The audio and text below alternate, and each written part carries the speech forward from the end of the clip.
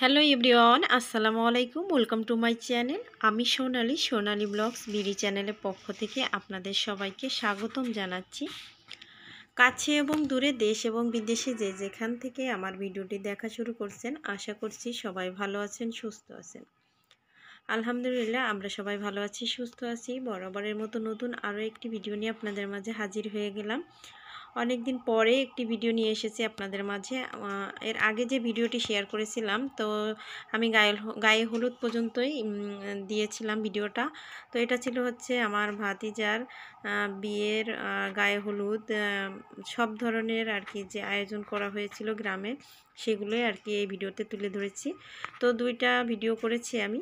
তো ভিডিও যেহেতু বিভিন্ন এক একজনের ফোনের থেকে কালেকশন করা, কারণ হচ্ছে আমার সব ধরনের ভিডিও করার সময় হয়েছিল না।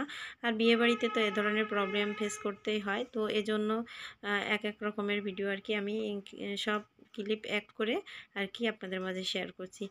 তো গায়ে হলুদের মাঝখান পর্যন্ত ওই ভিডিওতে শেয়ার করেছিলাম, বাকিটা এখানেই দিলাম।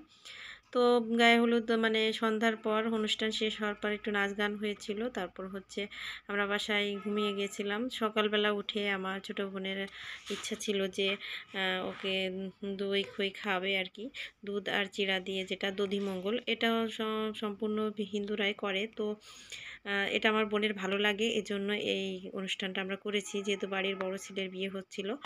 তারপরে হচ্ছে কনেকে কি কি দেওয়া হবে ছোট আকারে আর কি আরেকবার লিস্ট করে আর কি সাজিয়ে নেওয়া হচ্ছিল।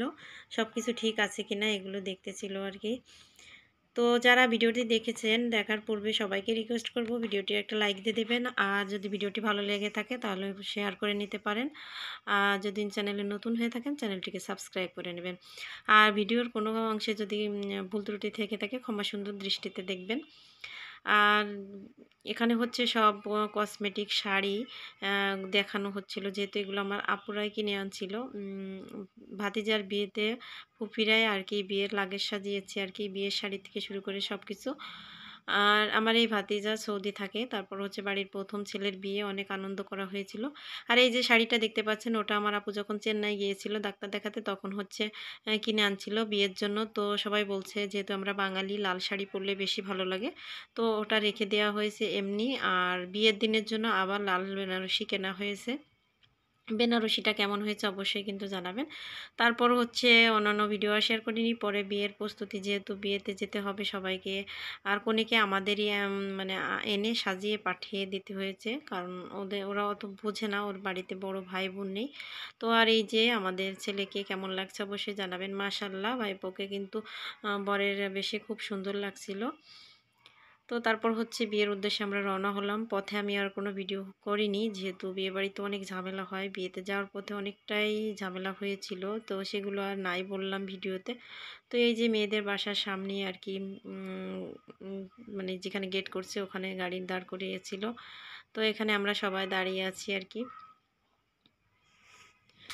তো এই যে গেটের যে সব নিয়ম কানুন এগুলো করছিল, গ্রামের বিয়েতে কিন্তু একটু বেশি দুষ্টুমি করে আর কি। গেটে যেহেতু আগে থেকে টাকা দেওয়া ছিল, তারপরেও একটু ফাজলামো করছিল। আর বিয়েতে একটু একটু মজা তো থাকবেই।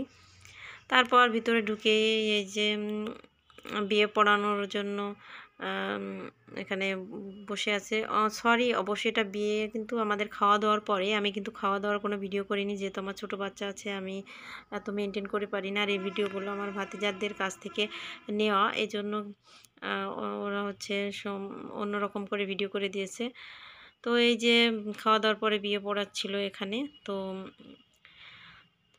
আমিও আর কি একটু ভিডিও করে নিলাম। তো আমার বড় ভাই বলছিল এত ভিডিও করা বা ছবি তুলতে হবে না, বাসায় যে একবার তুলে দুষ্টামি করছিল।